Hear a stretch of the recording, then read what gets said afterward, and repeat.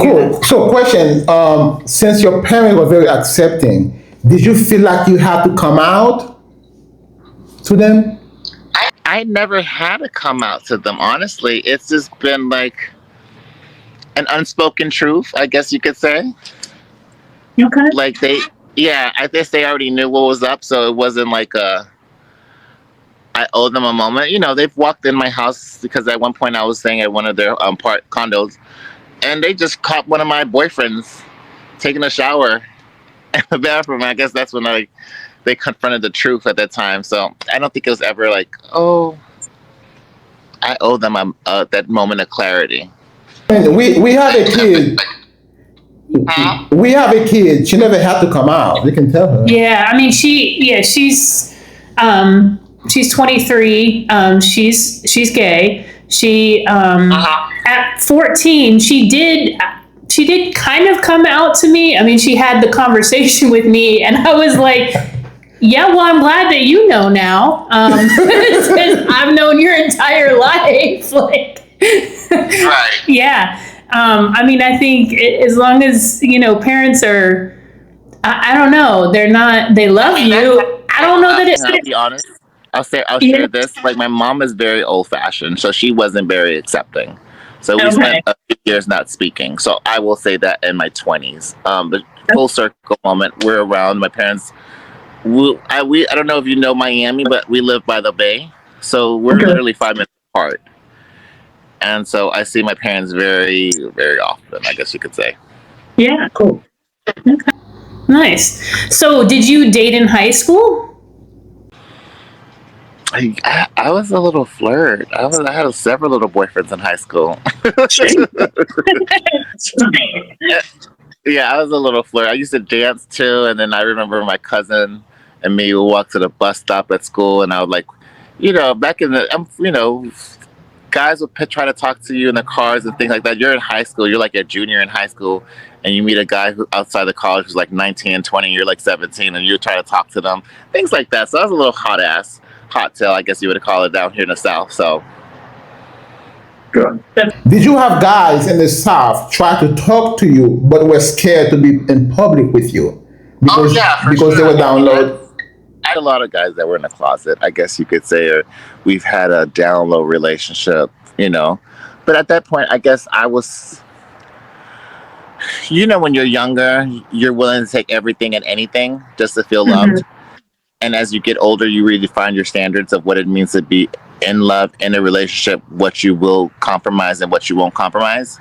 Yeah. So it's one of those things, oh, he likes me. Oh, I like him. He's cute. He's attractive. He drives this. So it was just one of those moments.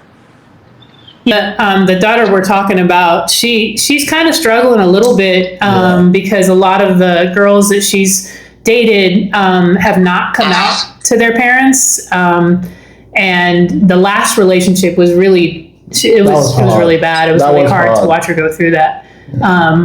But yeah, so she's kind of she struggles with that just because she's found it not as easy to find dates, to find women that she's interested in that are on the same level that she is. No. But to that point, I just, you know what? It's always, I don't know, like here we had growing up an organization called Pride Lines that was like an LGBT group that catered to high school inner city kids and kids in big cities Okay. that would provide an outlet. I mean, the Pride Lines would go up to like, they go up to now, even here. I volunteer for them here and there. But I was fortunate enough to have that exposure to a group like that. And there's several other groups in the city. Maryland, I'm sure, should have some because DC is a very big city as far as a LGBT city. But they exposed me to like a lot of the other, like the gay black and Latino boys around like my age and things like that, and we would connect, and that's when I learned that ballroom was a significant culture. And so I think for my only thing is when you're dealing with that, if you surround yourself with a strong network of people that like minds, I mean, the dating part will come much. You could understand the dating and not be, but if your dating encompasses most of your identity as far as being gay, then that's where the struggle will happen. Makes sense. That makes a lot of sense. Yeah, yeah. I mean, I keep telling her it's going to come, not to focus on, she's in college, focus on getting through college and, but like, as a college student, she wants to date. She does. She wants, yeah. you know what I mean? Yeah. She want to enjoy the full college experience. And at the same time, she doesn't want to date somebody who's on the down low because she's already out. She don't want to go back in the closet again, because if she's out, you want to DL, she dates you, she go right back in the closet. Right. She don't want to do that. No. And I don't want her to do that. No. I want her to be out and just be happy. Yeah. Because we're supporting her. Oh, yeah. Also, I mean, Rod, it's also when you're being gay is also picking your family as friends.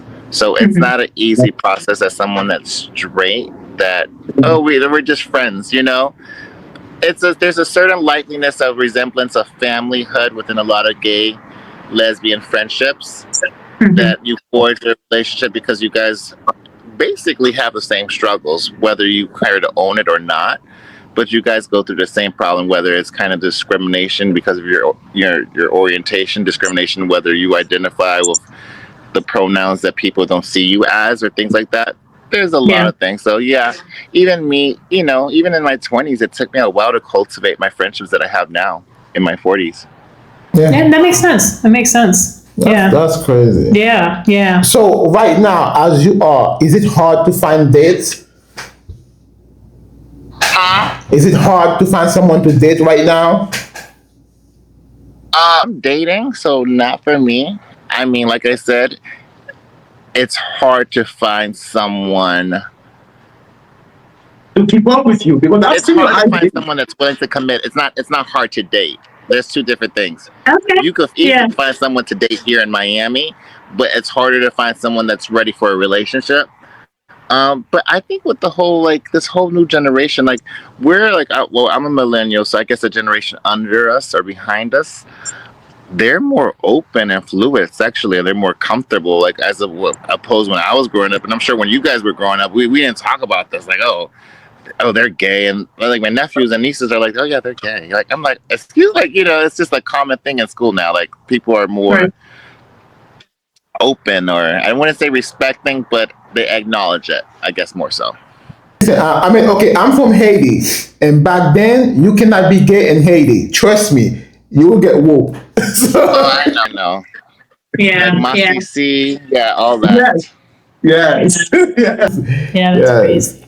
So so you grew up in a Catholic conservative family, but and I know you had a great relationship with your dad, but did anyone in your family ever try and pray the gay away, or did you have any of those moments? Andrew Cardwell? I had that with sister when she was getting married.